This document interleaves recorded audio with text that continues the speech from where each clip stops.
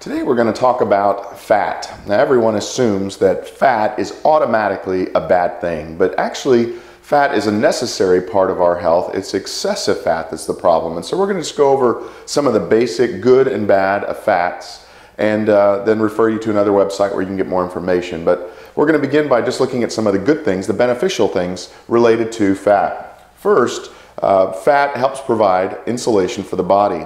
If you've ever noticed, people who have excessive body fat in warm climates need to keep the air conditioning set very low, whereas those who have very little body fat tend to get very cold easily, even in rooms that are of moderate temperature.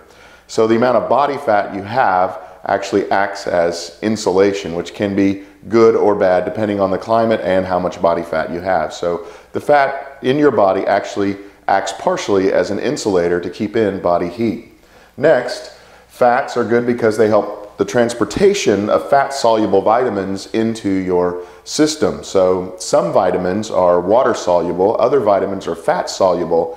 The fat-soluble vitamins need the fats in order to transport them into your system, and therefore you get the good out of them. Now the downside of fat-soluble vitamins is that if you take too many of these, you get an overdose of them. It's stored in the fat and can become toxic. So you need to be careful about the quantity of fat-soluble vitamins you take, but the fat is necessary for the transportation of those vitamins into your system.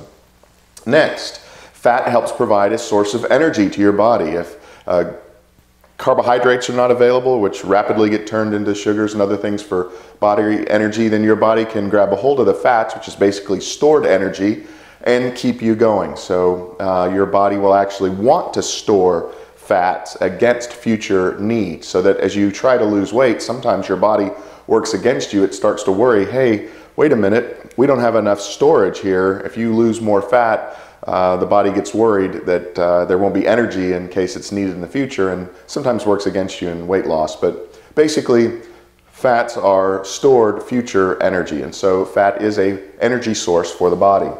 Also, fats are essential in the creation of linoleic acid, which is an essential acid in the body. Fats help in the production of that particular necessary acid.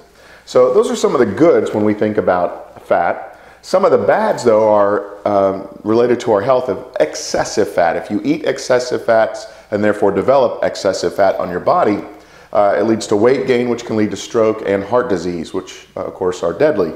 None of that's good, and so what you need to do is keep your intake of fats less than 30% of your daily caloric intake. Less than 30% of your daily caloric intake should be from fats of all kinds. So when you add up the various saturated and unsaturated fats and that sort of thing, you want to keep it less than 30% of your daily intake of calories. Now, most people say that the bad fat is cholesterol, but cholesterol is not all bad. It comes in two types: high-density lipoprotein and low-density lipoprotein, with the shorter acronyms of HDL and LDL. Your cholesterol is considered high if it's above 240 milligrams per deciliter. It's a measurement of density there. And also your HDL and LDL need to be in the correct ratio to one another. If one is high and the other is excessively low, then you have a out of proportion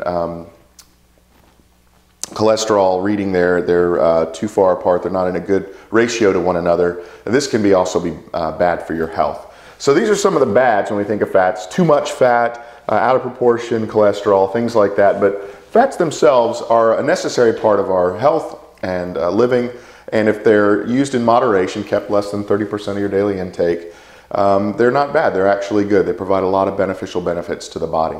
This has been just a basic overview then, talking briefly about some of the facts related to fats. If you'd like to learn more about this or related matters, underneath this video, you'll find a link. If you'll click on that link, it'll take you to that website that has that information. And while you're on that website, you'll also find a link to an ebook that's ready for immediate download.